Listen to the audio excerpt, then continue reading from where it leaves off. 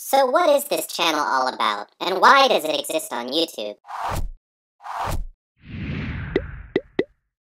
Yesterday I had a short conversation with someone where I tried to explain, perhaps unsuccessfully, why I made this channel. It's time to lay the cards on the table in the best way I know how.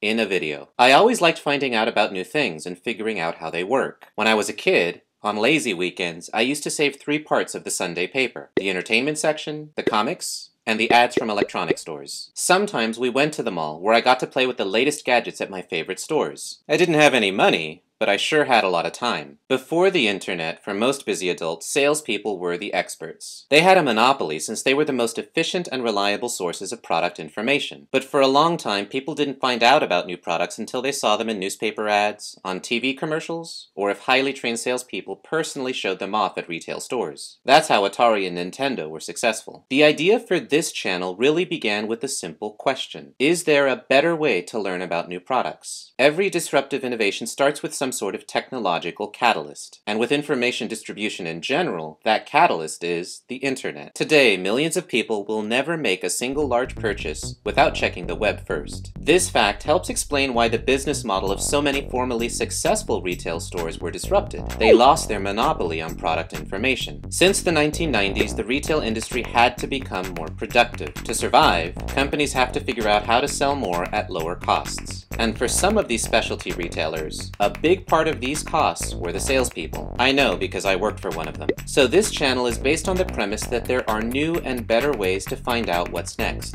Wait, what makes this channel different than all those other YouTube channels? Let me explain with some background into how the internet has evolved. The early web was made up mostly of static web pages, or walls of text with low-resolution pictures on the side. If you had a question about something, you usually had to send an email. You've got mail. Or, if you were determined enough, spend hours searching web portals like AOL, Yahoo, or MSN. People really couldn't interact with each other until the start of the next phase, Web 2.0. Now people could communicate and collaborate with each other, forming the foundation of social media. All social networking is based on user-generated content that is infused with meaning and promoted with relevancy to friends and family. But what is even more powerful is the direct line of communication between content creators and the audience. Believe me, even though they might not respond, good YouTubers read all the comments. Now back to the retailers. Electronics retailers that had to pay salespeople high commissions were feeling the pain. With product information that was essentially free, anyone could go online to read reviews and get opinions from friends and family almost instantly without ever leaving the house. As more and more products could be easily downloaded or delivered by FedEx or UPS, the market for specialty retailers started to shrink as a new but growing set of customers preferred the convenience and transparency of lower-cost internet-based retailers. But I think the demand for good information and research is still out there. Today we're seeing the beginning of Web 3.0, and I hope that's where this channel finds a home. What's that?